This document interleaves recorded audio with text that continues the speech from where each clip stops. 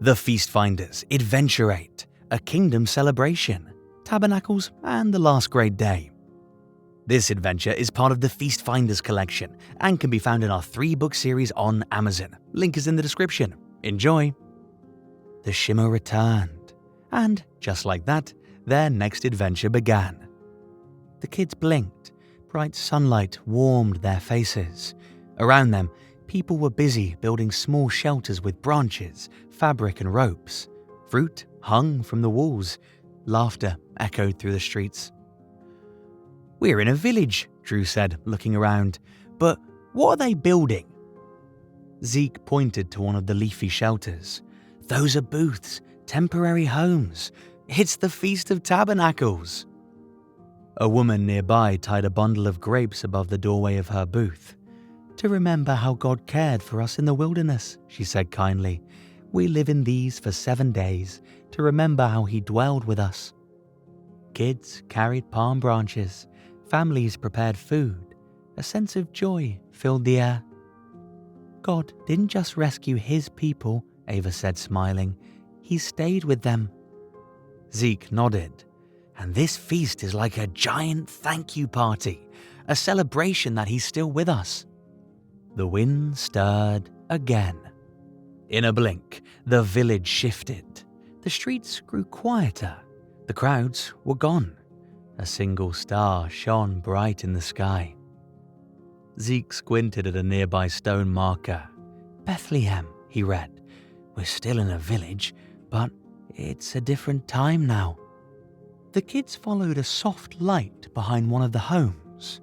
There, in a shelter made of branches and blankets, a warm glow flickered. "It looks just like those booths we saw before," Drew whispered. Inside the shelter, a young couple sat beside a newborn, wrapped in cloth and gently cradled in Mary's arms. "That's Jesus," Ava said softly. "He wasn't born in a palace, just a booth." Zeke nodded. "A shelter like the Israelites used." He opened his Bible slowly. John 1:14 says, "The Word became flesh and dwelled among us." But the word "dwelled" really means He tabernacled. He set up a tent right here with us. Drew's eyes lit up. "Wait, so the manger wasn't a feeding box, it was the booth itself?" "Yes," Zeke said. "He came during tabernacles. That means this might have been His real birthday, not the one we usually hear about in December." The baby stirred. The branches rustled. Heaven had come to live with His people. The wind returned, warm and full of music. The kids opened their eyes and gasped. They weren't in Bible times anymore. Now they stood in a wide valley, bursting with life. People from every nation were building booths, waving palm branches, and singing songs in every language. "Is this still tabernacles?" Drew asked, eyes wide. Zeke nodded slowly. "Yes, but I think this hasn't happened yet. This is the future." A golden banner stretched across a stone archway. "The King is here." Crowds moved joyfully toward a shining city on a hill, Jerusalem. The streets sparkled. Trees lined the roads. Laughter and music filled the air. "They came to worship," Ava said. "Just like Zechariah said, all nations coming to celebrate the feast." A child skipped by and handed Ava a palm branch. She smiled and held it close. Zeke's voice dropped. "This feast, it was never just a tradition. It was a blueprint, a shadow of what was coming." "They're not just remembering," he added. "They're rejoicing. The King is with them." And this time, He wasn't leaving. The kids followed the joyful crowd through the gates of Jerusalem. A wide plaza opened before them, lined with trees, filled with music, and overflowing with people. Booths stood on every side, decorated with fruit, leaves, and glowing lanterns. And then they saw him. A man dressed in radiant white moved through the crowd. His face shone with kindness. His eyes looked like they saw everything and loved deeply anyway. "It's him," Ava whispered. "Yeshua." Children ran to him. Elders knelt. He greeted each person like they mattered most. "He's not just visiting," Zeke said, voice quiet. "He's living here, forever." A man beside them smiled. "This is what the feast always pointed to. One day, the king would return, and the whole world would celebrate." The kids stood still, hearts pounding. This wasn't just a feast. This was the kingdom. The crowd in Jerusalem began packing up their booths. The 7 days of Tabernacles had come to an end. But no one left. Instead, they stayed one more day for something special. "The last great day," Zeke said, flipping through his Bible. "It's the 8th day, the feast after the feast." Drew scratched his head. "Wait, a feast has an after party?" Zeke grinned. Sort of. God said to add this extra day, but he didn't say why." Ava looked thoughtful. "Maybe because it points to something bigger?" Zeke nodded. "Like the forever part. After the king returns, after the kingdom, it's the beginning of a brand new world." "No more sin, no more death," Ava whispered. "Just life with God." The kids stood quietly. The 8th day wasn't just the end. It was a whisper of eternity. The wind stirred once more. The kids found themselves at the edge of a peaceful river flowing through the city. Trees lined the banks, their leaves shining like emerald fire. The king stood nearby. His robe shimmered like sunlight on water. People gathered around him, young and old, from every nation. Zeke's voice was quiet. "This is the 8th day, the last great day." The king raised his hand. "If anyone is thirsty," he said, "let him come to me and drink."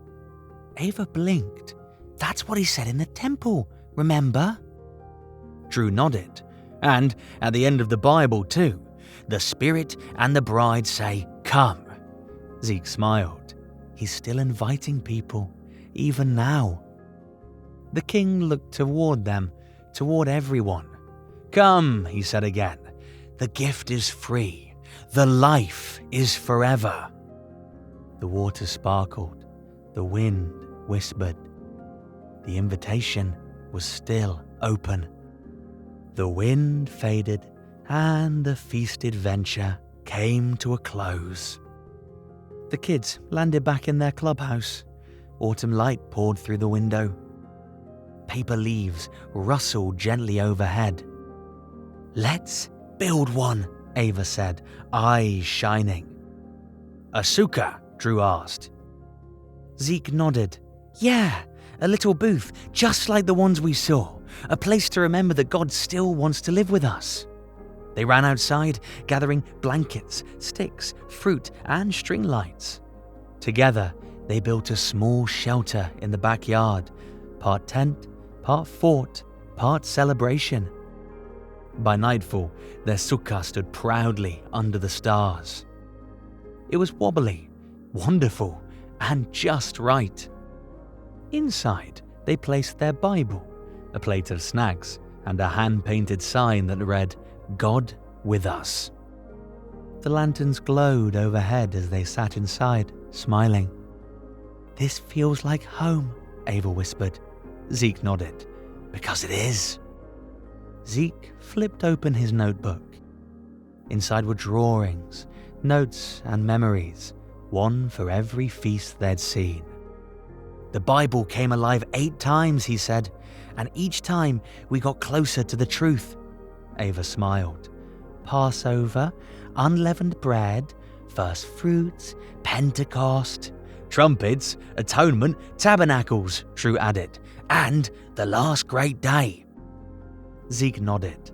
They weren't just lessons, they were rehearsals, God's way of showing us what's coming. And how to live right now, Ava said, with purpose, with truth. They sat quietly for a moment, the glow of the sukkah lanterns warming their faces. They had found the feasts. But something new was calling. Zeke turned to a fresh page in his notebook. The wind had stopped, but something stirred deep inside. "There's more," he said. "We heard it at the mountain." Ava leaned in. "The commandments, they weren't just shouted, they were given." Drew's eyes lit up. "Written in stone, meant to last." Zeke wrote a new title at the top of the page. The Commandment Keepers, Mission 1, written in stone. He looked up, eyes shining. Feast finders showed us God's appointments. But now, Ava said, we follow his directions. Zeke closed the notebook and smiled. Let's keep the truth alive, one command at a time. And just like that, the next adventure had already begun. Today was something special. It started with apple slices and crafts in the clubhouse, and it ended with a backyard sukkah glowing under the stars. But in between, the Bible came alive again. We saw Jesus born in a shelter during the Feast of Tabernacles, the whole world celebrating together in peace, the King, Yeshua, living with his people. And we built our very own sukkah. It wasn't perfect, but it was real, just like everything we've learned through the feasts. God's appointed times aren't just ancient stories. They're living moments that help us understand his word, his plan, and his heart. And now that we've walked through all 7 feasts, I see how they all pointed to him, and how they help us walk with him. So we're hanging up our Feast Finder sign, but only to make room for a new one. We thought we were celebrating the right stuff. Egg hunts, candy, special Sundays, but one question changed everything. Do eggs really have anything to do with Jesus? So my friends and I opened the Bible, and something incredible happened. It came alive. Literally. We were swept into ancient times. We saw families getting ready for Passover. We watched Jesus fulfill each feast with perfect timing. And we realized something big. God already gave us the holidays he wants us to keep. They're called the Feasts of the Lord. They aren't just traditions. They're full of meaning, joy, and truth. Now we're the Feast Finders, and we've made it our mission to follow what God says is important. If you're ready to trade made-up traditions for the real truth, join us. Thanks for watching. Be sure to like, comment, and subscribe so you don't miss the next series, The Commandment Keepers. Keep seeking truth and share it with a friend.